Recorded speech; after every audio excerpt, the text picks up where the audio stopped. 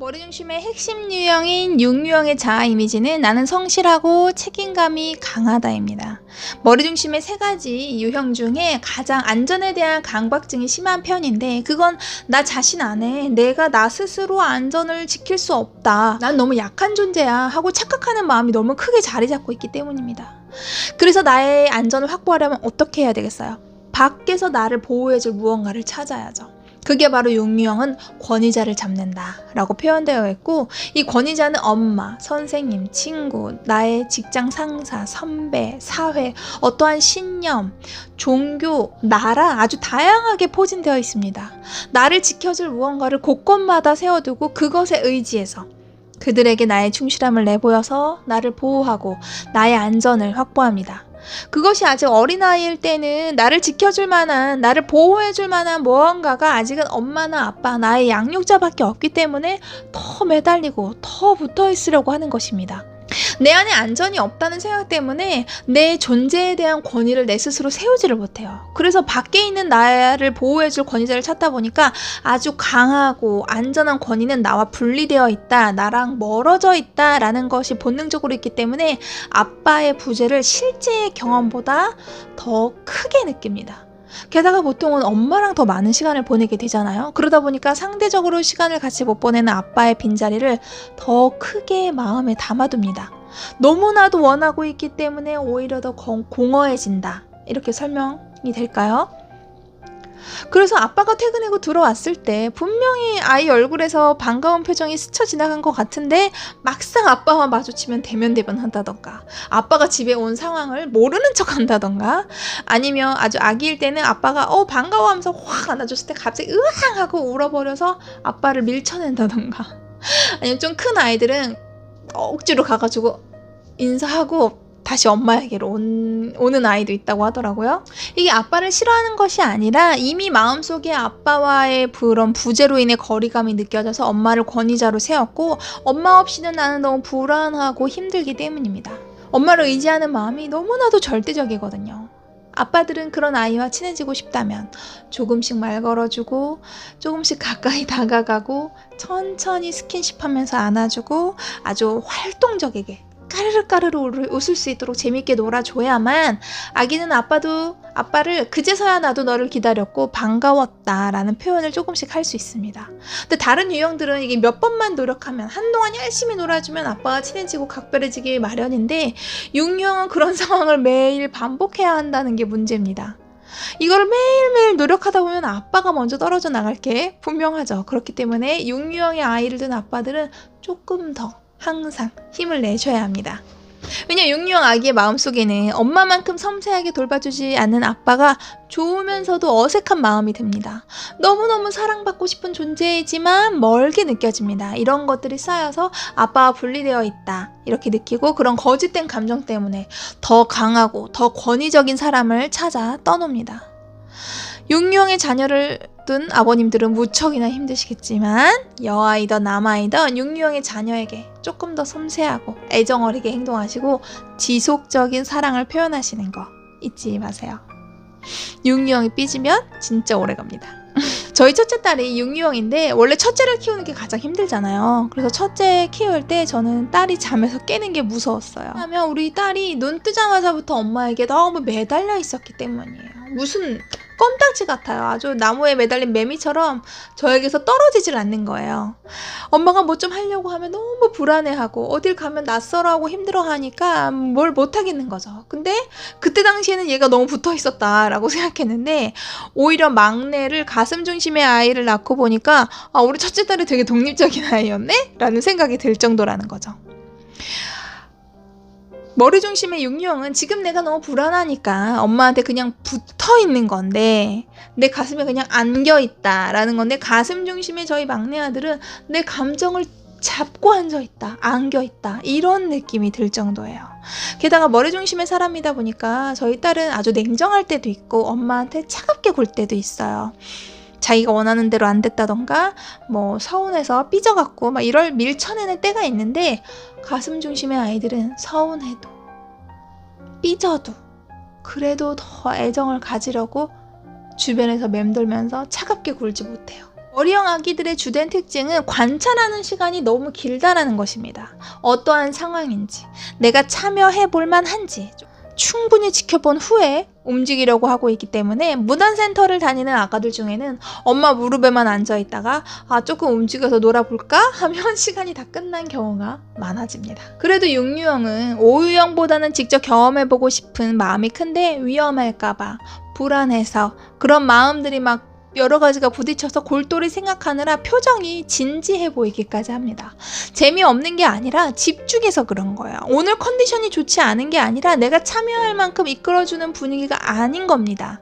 오늘 상황이 나하고 맞지 않아서 아직까지는 반응을 보고 있지 않는 거죠. 근데 엄마가 조금씩 도와주고 용기를 내주면 활동에 조금 참여를 해보지만 이미 정해진 시간이 다 지나가 버린 후죠. 이런 육유형의 불안감에 대해서 이야기를 해볼까 합니다. 저희 첫째가 이제 육유형인데 어린이집 다녔을 때는 그래도 오랫동안 친하게 지내던 친구들도 있고 동생들도 같은 어린이집을 다니니까 괜찮았는데 학교를 입학하고 나서 아주 그 불안한 마음이 극단적으로 나오더라고요. 왜냐면 육유형은 불안감이 큰 사람이라서 매일 가는 장소, 매일 먹는 음식 이런 것에서도 안정감을 느끼거든요. 그런데 이 학교라는 곳은 자기가 태어나서 처음 가보는 곳이고 또 게다가 저희 딸은 여기로 이사 오기 전에 다니던 어린이집을 계속 보내고 있어서 이 동네에 친구가 없는 데다가 이 동네에 이사 오고 얼마 안 있다가부터 코로나가 시작이 돼서 이 동네의 친구를 쉽게 더 사귈 수가 없었던 거죠. 그야말로 학교에 혼자 덩그러니 있다 보니까 아주 힘들어했어요. 처음에는 그냥 좀 힘든가 보다 했는데 그게 점점 심각해져서 뭐 배가 아프다, 머리가 아프다, 토할 것 같다. 점점 스트레스가 더 심해지니까 온몸을 막 긁기 시작하고 아침에 일어나면 방문을 걸어 잠그고 안 나오는 거예요. 학교 안 간다고. 그런 불안감이 3월에 입학해서 4월에 정점을 찍고 5월부터는 이제 엄마, 담임선생님, 아주 따뜻한 의사 선생님의 위로와 이런 걸 많은 노력으로 이제 점점점 안정감을 찾아가면서 6월이 되면서부터는 이제 학교를 편안하게 다니기 시작했어요. 그런데 모든 육유형이 이런 낯선 환경에 적응할 때 힘들어하냐? 근데 그건 아닌 것 같더라고요. 저희 딸은 12월생인데다가 여러 가지가 겹쳐서 그런 것 같아요. 주변에 이제 같이 학교를 다니는 육유형의 아이들을 지켜보니까 어릴 때부터 친하게 지내던 친구가 같은 학교에 입학을 했다든지 아니면 형제 자매가 있다든지 이런 상황이 있을 때는 조금 더 쉽게 잘 적응을 할 수 있더라고요. 내가 불안해도 참을 수 있는, 내가 뭔가 의지할 수 있는 권위자가 학교에 있으면 낯선 것들을 잘 극복할 수 있다는 거죠. 그리고 지난번에 얘기했던 부속유형, 개인적 본능이나 사회적 본능의 아이들이 조금 더 적응 기간이 빨라 보이긴 합니다. 애니어그램 성격 유형에는 9가지 성격 유형 외에 부속 유형으로 든 아이는 있는데 자기 보존 본능, 개인적 본능, 사회적 본능으로 나누어집니다. 이것을 이 세 가지를 아주 극단적으로 설명해 보면은 자기 보존 본능은 내가 제일 중요하고 개인적 본능은 너와 나의 관계가 제일 중요하고 사회적 본능은 우리가 중요합니다. 그래서 자기 보존 본능은 집돌이 집순이가 많고 물론 뭐 활동적인 자기 보존의 사람들도 있는데 그런 경우에는 공과 사를 확실하게 구분 지어놓고 나를 보호할 만한 무언가를 만들어 놓는 편이더라고요. 개인적 본능은 애인이나 친구가 나의 목숨처럼 소중하고 그 신뢰나 사랑이 깨졌을 때 나의 본능인 사람을 빨리 바꿔버립니다. 사회적 본능은 우리가 중요하기 때문에 이런 다양한 우리를 많이 만들어서 그런 공동체 모임을 참여하게 되는 그런 성격을 가졌습니다. 그렇다 보니까 개인적 본능의 사람들은 낯선 환경에 놓여지면 빨리 나와 함께할 친구를 잡습니다. 사회적 본능의 아이들은 처음 가는 곳에서도 쉽게 친구를 만들고 자신의 영역을 넓혀 나갑니다. 그렇기 때문에 자기 보존의 아이들의 경우에는 적응이 좀 천천히 걸리는 편이죠. 게다가 자기 보존이면서 머리 중심이라면 조금 더 걸리겠죠. 내가 처해진 상황에서 나의 안전을 확보하는 것이 나의 본능이기 때문입니다. 저희 딸은 이제 불안감이 큰 육유형의 자기 보존이면서 아직 한글을 잘 몰라서 수업이 버거워져서 막 눈물이 나는데 선생님이 아프니? 이래서 아프다고. 그럼 집에 가라고. 요즘에는 조금만 아파도 다 집에 보내버리거든요. 그래서 아프면 학교 안 가도 되는구나. 아파. 나 학교 안 갈래. 이렇게 되면서 적응 기간이 오래 걸린 것 같아요. 그런데 가만히 보니까 저희 딸 친구 같은 반이면서도 같은 육유형인데 혼자서 등하교도 하고 심지어 동네에 개를 산책시키기도 하고 엄마 없이 가방 메고 학원도 잘 다니는 딸내미를 한번 발견하게 된 겁니다. 길을 같이 지나다니면서 보니까 이 아이는 육룡인데도 불구하고 동네에 모르는 아이가 없어요. 인싸예요. 저희 딸이랑 같은 유형인데도 너무 달라서 신기하더라고요. 그래서 가만 보니까 그 아이는 아이 3명에 있는 둘째 딸이고 엄마가 장중심이었다는 겁니다. 그것을 보면서 부모님의 성격이 아이의 성격에 얼마나 많은 영향을 주는가 이런 것을 다시 한번 느꼈어요. 장중심에 있는 머리중심의 아이는 조금 더 활발하고 영역이 넓고 독립심이 강하구나. 왜냐면 그렇게 커왔던 환경이라는 것이 있잖아요. 그 엄마를 몇 번 봤는데 진짜 세시더라고요. 아이들에게 대하는 것도 따뜻하지만 그 단호함이 굉장히 강하고 잘못됐거나 안 되는 것을 이야기하실 때는 정말 무섭게 하시더라고요. 강인한 엄마와 둘째라는 위치 그리고 혼자서 자립심을 키울 수 있는 환경에 놓여 있는 데다가 사회적 본능은 어딜 가도 친구를 만들고 자신의 영역을 만들어 나가는 것이 자기의 본능이기 때문에 저희 딸과는 같은 유형이지만 아주 전혀 다르게 살고 있는 것으로 보여지더라고요. 이게 아이들은 어른들보다 더 본능에 가까운 삶을 살고 있기 때문에 성격 유형 찾기가 비교적 쉬운 편이에요. 겉모습만 놓고 판단하기에는 부속 유형만 봐서는 헷갈릴 수 있다. 사람 좋아해? 친구 좋아해? 그런 가슴형? 안 된다는 거죠. 활발하고 열정적이야? 장형? 이러면 안 된다는 겁니다. 조금 더 이 아이에 대해서 설명을 해보자면 아까 얘기했듯이 이 아이는 사회적 본능의 육유형, 요즘 말로 하면 완전 인싸다. 동네에 모르는 친구도 없고 어리지만 혼자 길도 잘 다니고 공부도 열심히 엄마가 시키는 것도 열심히 3살 아래의 동생도 굉장히 잘 돌봐요. 동생이 무거운 장난감도 다 혼자 막 짊어지고 다니더라고요. 2발 자전거도 본인 키보다 조금 더 큰 자전거던데 굉장히 잘 타요. 저희 딸은 보조바퀴 떼는 게 무서워서 아직도 그 2발 자전거를 시도를 못 해봤는데 이 아이의 겉모습만 보면 가슴형인지 장형인지 머리형인지 구분할 수가 없더라고요. 근데 이 아이를 육류형으로 설명해드리고 있는 거는 이 아이랑 어떤 대화를 통해서 느껴졌었던 게 있거든요. 이 아이가 어느 날 자기는 학습지를 한다는 거예요. 그래서 그래? 공부 뭐 하는데? 하고 그냥 물어봤죠.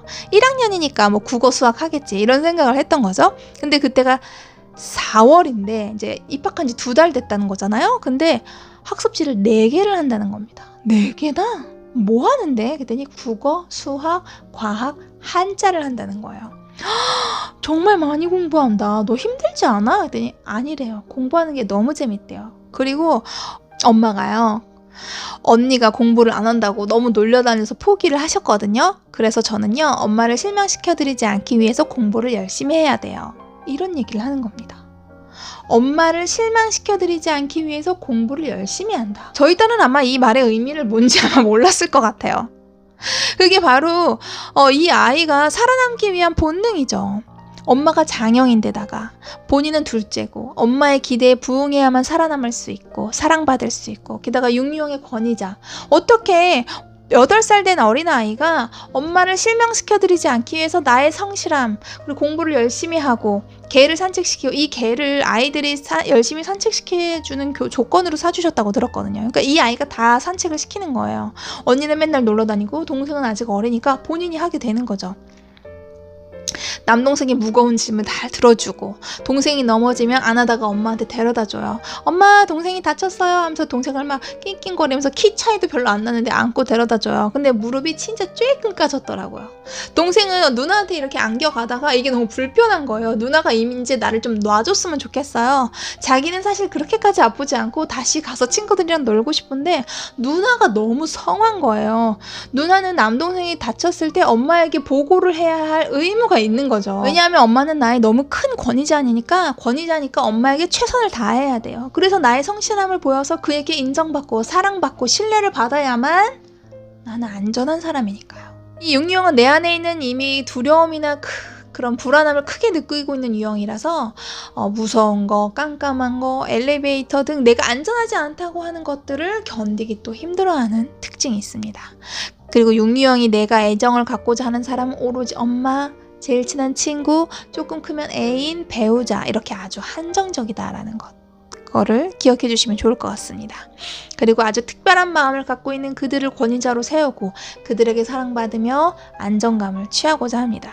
그런데 가슴형은 어떻다? 사랑받고 싶어하는 사람이 절대 다수다.